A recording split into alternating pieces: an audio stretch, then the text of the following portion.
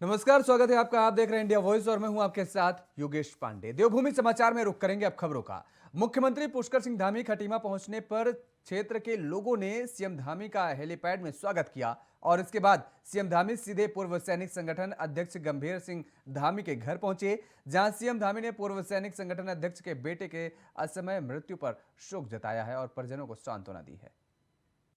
उत्तराखंड देवभूमि है और देवभूमि के अंदर मतांतरण धर्मांतरण पूरी तरह से इस पर प्रतिबंध होना चाहिए और इसलिए हमारी सरकार ने निर्णय लिया है कि इस पर हम सख्त कानून बनाएंगे और कठोर से कठोर सज़ा का प्रावधान भी करेंगे, जिससे कि उत्तराखंड के अंदर देवभूमि की संस्कृति बची रहे, यहाँ का मूल स्वभाव बचा रहे और धर्म परिवर्तन जैसे कोई भी किसी प्रकार का भी जो अनावश्यक मतांतरण और धर्मांतरण है वो नहीं होना चाहिए। कांग्रेस की उत्तराखंड में शुरू हुई भारत जोड़ो यात्रा का आज हल्द्वानी में समापन हो गया है। कांग्रेस ने आज अपनी यात्रा की शुरुआत हल्द्वानी कांग्रेस के स्वराज भवन से की है और शहर के अलग अलग मार्गों से वापस होते हुए स्वराज आश्रम पहुंची। आज कांग्रेस की भारत जोड़ो यात्रा में हल्द्वानी से कांग्रेस के विधायक सुमित हृदय मौजूद रहे। इस मौके पर कांग्रेसी कार्यकर्ताओं से आपस में एकजुट रहने का आह्वान किया गया। कांग्रेस विधायक सुमित हृदय ने कहा है कि देश के अंदर भारतीय जनता पार्टी धार्मिक उन्माद फैलाकर लोगों को बांटने का काम कर रही है। उत्तराखंड में यात्रा का आज समापन हो गया है।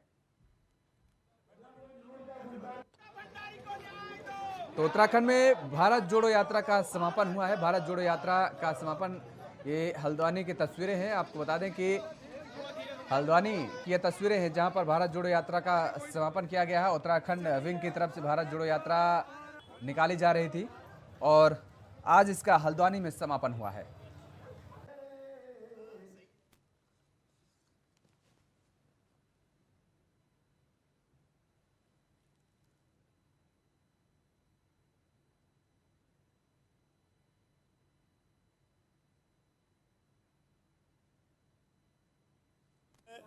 आज भारतीय जनता पार्टी की जो चमक रही है, धार्मिक उन्माद फैलाकर चमक रही है। देश को विभाजित करके धर्म जाति के नाम की लड़ाई, महिलाओं पे अत्याचार, शोषितों वंचितों पे अत्याचार, तो ये लगातार जो अत्याचार की कड़ी आ रही है, इसके लिए आवश्यक है कि एक एक भारतीय जो इस देश से प्यार करता है, उसको अवश्य जो यहाँ पे अनेकता में एकता जो हमारी खासियत है, इसको दोबारा उजागर करने का समय आ गया। तो अवश्य ये अलग जो राहुल जी ने जलाई है, इस मशाल को हम लोग आगे लेकर अपने हाथों में चल रहे हैं, प्रत्येक कांग्रेसी का, प्रत्येक देशवासी का होता है।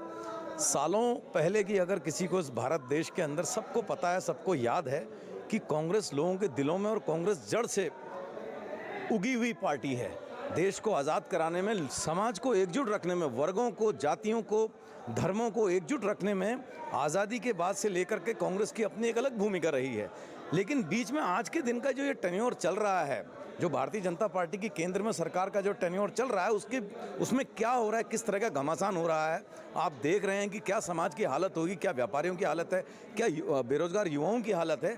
इन सबको लोगों के दिल में एक अलख पैदा करने के लिए हमारे शीर्षस्थ नेतृत्व ने एक यात्रा शुरू करी है। हम भी उसी को कंटिन्यू कर रहे हैं हल्द्वानी जैसे।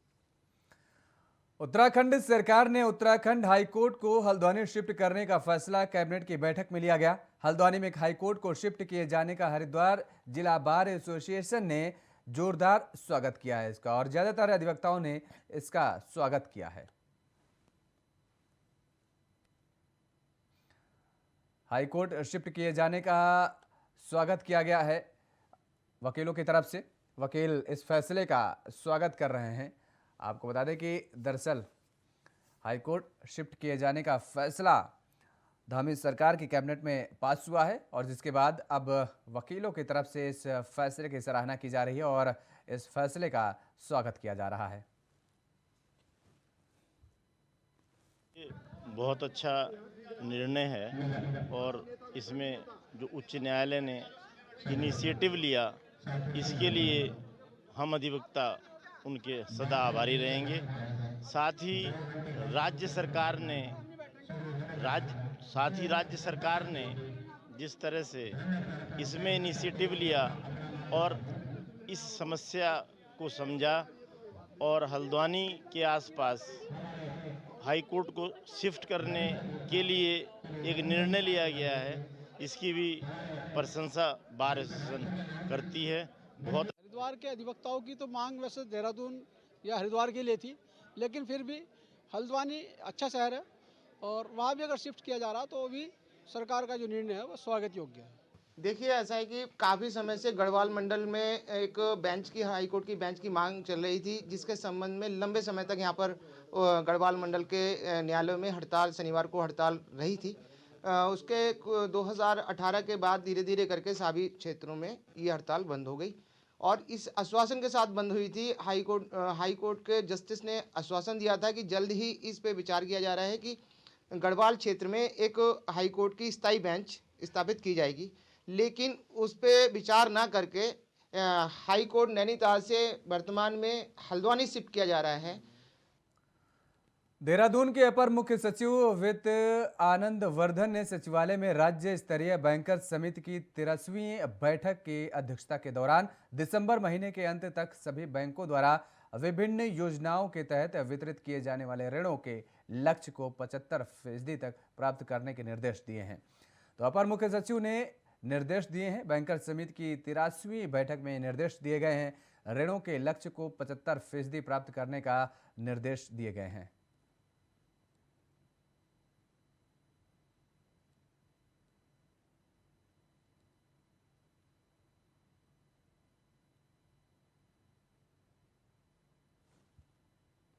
तो बैंकर्स समिति की बैठक हुई है। ऋणों को लक्ष्य को 75% प्राप्त करने के निर्देश दिए गए हैं।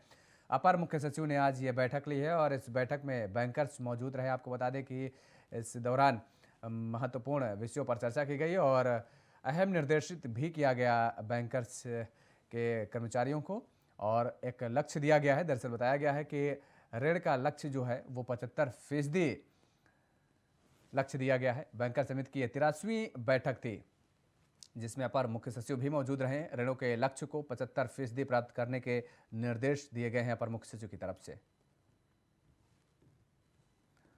तो अपर मुख्य सचिव ने आज ये बैठक ली है और ये बैठक बेहद अहम मानी जा रही है। दरअसल बैंकर्स की ये बैठक थी जिसमें अपर मुख्य सचिव इस बैठक में शामिल हुए और इस बैठक की अध्यक्षता की गई अपर मुख्य सचिव की तरफ से और इसमें अहम बिंदुओं पर चर्चा हुई। कई अहम बिंदु ऐसे थे जिसमें चर्चा हुई है। खासतौर पर इसमें ऋण को लेकर के विस्तृत चर्चा की गई है और एक लक्ष्य भी दिया गया है। ऋणों को लक्ष्य को 75% प्राप्त करने के निर्देश अपर मुख्य सचिव की तरफ से बैंकर्स के कर्मचारियों को दिया गया है।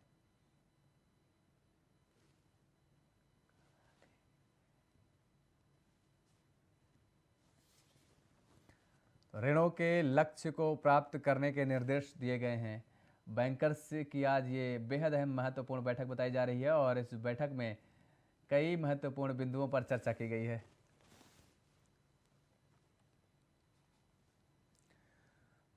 और अगली खबर देहरादून से है जहां सीएम पुष्कर सिंह धामी ने सचिवालय में आज पंचायती राज विभाग की समीक्षा बैठक की है जिसमें कई अहम निर्णय लिए गए हैं। मुख्यमंत्री पुष्कर सिंह धामी ने बड़ी घोषणा करते हुए बीडीसी मेंबर को आपदा मद में 10-10 लाख रुपए देने की घोषणा की है जिसमें आपदाग्रस्त क्षेत्रों में आपदा के समय राहत बचाव के कार्य त्वरित गति से किए जा सके।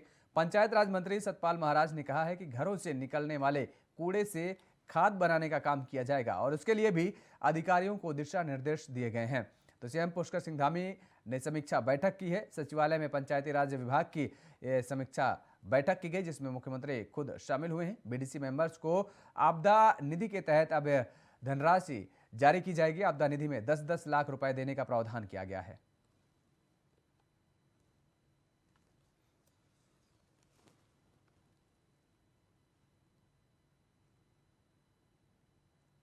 पंचायती राज की समीक्षा बैठक हुई है और उसमें निश्चित रूप में माननीय मुख्यमंत्री जी ने ये कहा है कि पंचायतों की इनकम बढ़ानी चाहिए और 10-10 हज़ार आपदा निधि जो है वो ब्लॉक प्रमुखों को दी गई है ताकि आपदा में पहले व्यक्ति वो होते हैं जो पहुंचते हैं। तो सरकार की तरफ से त्वरित सहायता देने के लिए उनको 10-10 हज़ार का प्रावधान किया गया है। इसके साथ साथ बहुत से महत्वपूर्ण इशू लिए गए, खासकर से जो हमारा कूड़ा होता है, गार्बेज होता है, उसके सेग्रीगेशन की बात की गई कि उसको घर से निकलने पे ही उसका सेग्रीगेशन हो जाए। जो गीला कूड़ा होता है वो खाद बनने के काम में आए।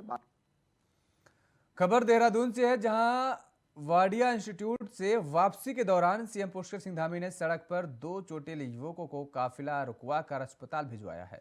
दरअसल सिनर्जी अस्पताल जीएमएस रोड के नजदीक स्कूटी सवार 2 युवकों के सड़क पर चोटिल देख सीएम पुष्कर सिंह धामी ने अपने काफिले को रुकवा कर युवकों का हालचाल जाना और काफिले में चल रही पायलट कार से युवकों को अस्पताल भेजा है। तो सड़क पर 2 चोटिल युवकों के सीएम ने मदद की है। सीएम ने काफिला रुकवा कर दोनों को अस्पताल पहुंचाया है।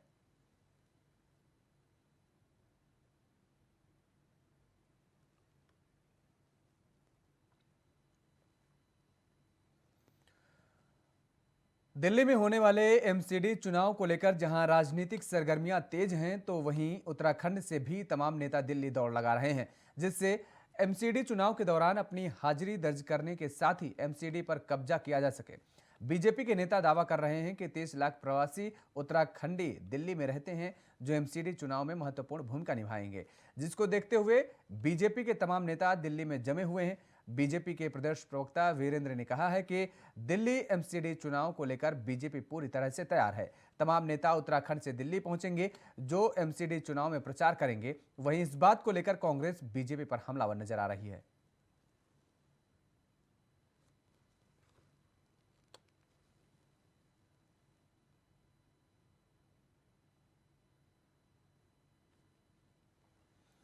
एमसीडी चुनाव को लेकर के जहां दिल्ली में गहमा-गहमी शुरू है, तो वहीं आपको बता दें कि दरअसल अब उत्तराखंड से भी लोग दिल्ली का रुख कर रहे हैं। भारतीय जनता पार्टी के नेता उत्तराखंड से दिल्ली का रुख करते नजर आ रहे हैं, दिल्ली में अपना डेरा जमाए नजर आ रहे हैं और इस दौरान अपनी मौजूदगी दर्ज कराने की कोशिश में लगातार दिल्ली के नेताओं की तरफ से किया जा रहा है। बताया जा रहा है कि एक बड़ी आबादी है जो कि दिल्ली में निवास करती है, उत्तराखंडी, और ऐसे में उन उत्तराखंडी का जो वोट बैंक है उसको साधने की कोशिश बीजेपी की तरफ से लगातार की जा रही है और यही वजह है कि उत्तराखंड के नेता अब दिल्ली में भी प्रवास के दौरान मौजूद हैं। राजधानी देहरादून में 2 दिवसीय हिमालय शोध पर्यावरण संतुलन को लेकर कई बड़े वैज्ञानिकों की विशेष कार्यशाला शुरू की गई है। 2 दिवसीय कार्यशाला का शुभारंभ करने मुख्यमंत्री पुष्कर सिंह धामी पहुंचे, जहां उन्होंने वैज्ञानिकों से अनुरोध किया है कि हिमालय में हो रही उथल-पुथल के साथ ही लगातार आ रहे भूकंप पर भी वह विशेष शोध करें, ताकि इसके कारणों और इससे बचाव के तरीकों में और अधिक जानकारी मिल सके। पर्यावरण संतुलन को लेकर विशेष कार्यशाला का यह आयोजन किया गया है। मुख्यमंत्री पुष्कर सिंह धामी ने कार्यशाला का शुभारंभ किया है। तो पर्यावरण संतुलन को लेकर के इस कार्यशाला का आयोजन किया गया था। भूकंप पर भी विशेष शोध करें, मुख्यमंत्री पुष्कर सिंह धामी की तरफ से यह बात कही गई है।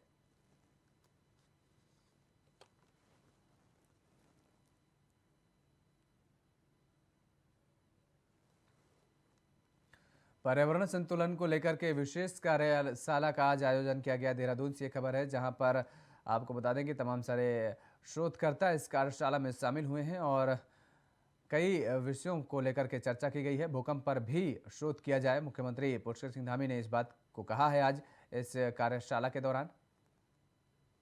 जैसे विषय पर यहाँ पर सारे वैज्ञानिक हमारे देश भर के एकत्र हुए हैं और लगातार यहाँ पर चिंतन और मंथन करेंगे।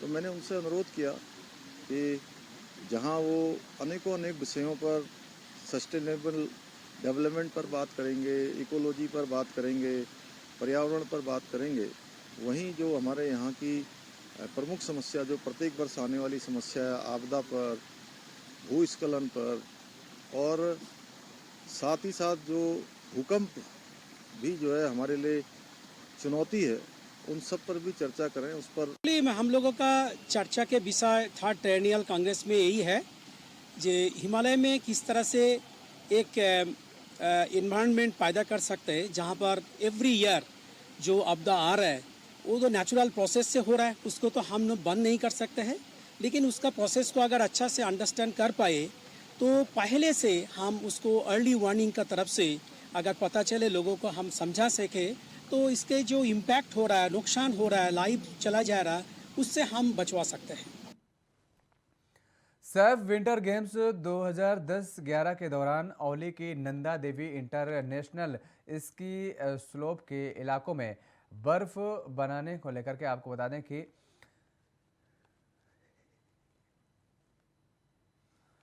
तो वहीं सैफ विंटर गेम्स 2010-11 के दौरान ओली की Nanda Devi international ski slope की ढलानों में बर्फ बनाने के लिए राज्य सरकार ने यूरोपीय स्नो गन और आर्टिफिशियल स्नो मेकिंग सिस्टम स्थापित किया था।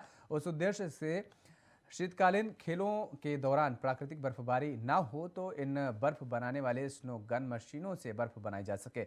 लेकिन एक दशक से अधिक का समय बीत गया है, लेकिन यहां औली के ढलानों पर ऑटो मोड में लगे विदेशी आर्टिफिशियल स्नो मेकिंग सिस्टम को आज तक बर्फ बनाने के लिए उचित तापमान नहीं मिल पाया है और अब ये विदेशी मशीनें कबाड़ साबित हो रही हैं। 6.5 करोड़ की लागत की खरीद सफेद हाथी साबित हो रहे हैं ये, और ये करोड़ों की मशीनें 12 सालों से औली के इन ढलानों पर खामोश खड़ी जंग खा रही हैं। तो आर्टिफिशियल स्नो मेकिंग सिस्टम की टेस्टिंग होगी। 6.5 करोड़ की लागत से ये मशीनें बनाई गई हैं। सफ़ेद हाथी अब साबित हो रही हैं ये विदेशी मशीनें।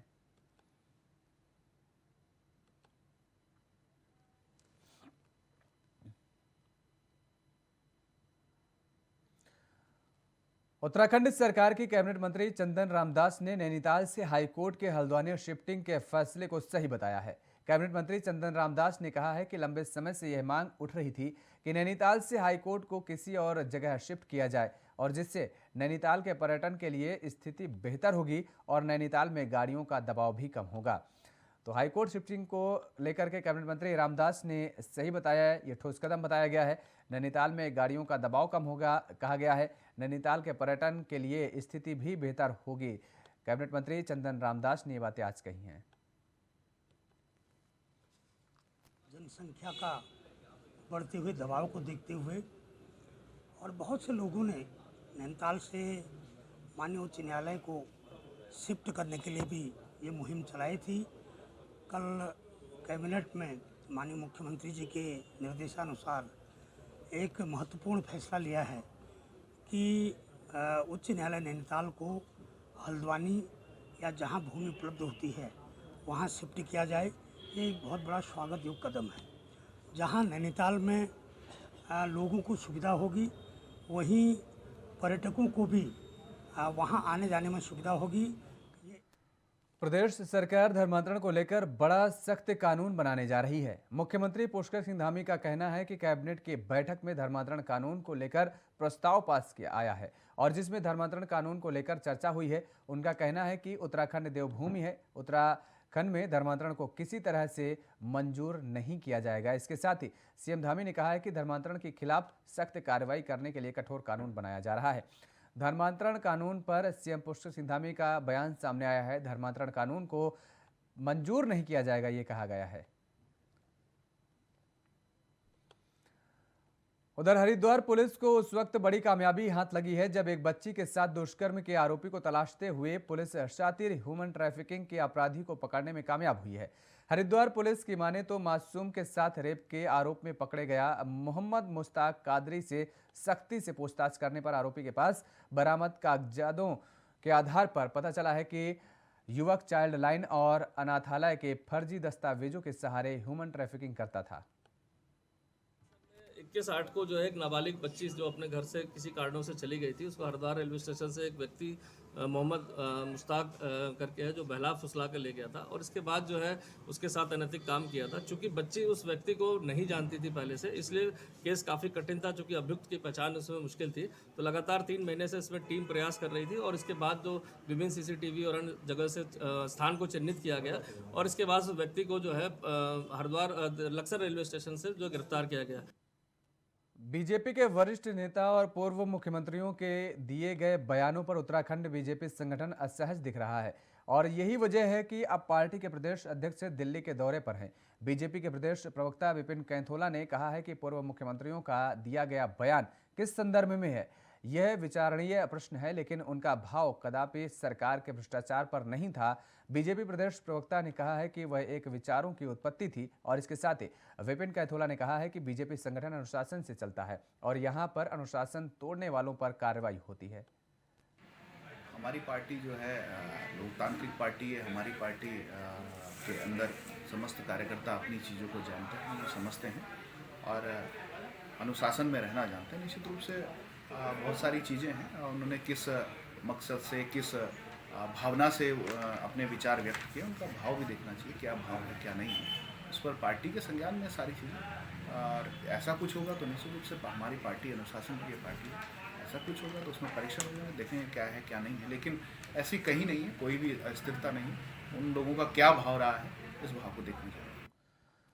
उत्तराखंड में विगत वर्षों की तुलना में इस बार पेराई सत्र निर्धारित समय से पहले शुरू किया जा रहा है, जिससे किसानों को भी लाभ मिल सके और सरकार को भी रिकवरी में बेहतर परिणाम मिल सके।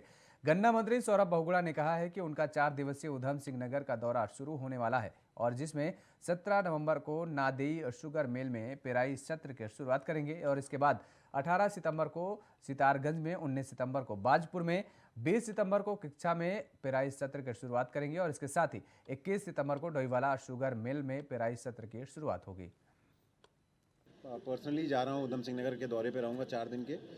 17 तारीख को हम नादेही शुगर मिल की पेराई सत्र स्टार्ट कर रहे हैं, 18 को सितारगंज की स्टार्ट कर रहे हैं, 19 को बाजपुर कर रहे हैं और 20 को किच्छा का हम पेराई सत्र शुरू करेंगे और 21 को डोईवाला कर रहे हैं। तो हमारी पहली बार ऐसा हुआ है उत्तराखंड में कि हमारी जो चीनी मिलें हैं नॉर्मली जो हैं वो फर्स्ट वीक दिसंबर या 10-12 दिसंबर तक शुरू होती थी। इस बार सारी चीनी मिलें 20 नवंबर के आसपास शुरू होने जा रही हैं। हमने इस बुलेटिन में फिलहाल इतना ही। खबरों के लिए आप देखते रहिए इंडिया वॉइस। नमस्कार।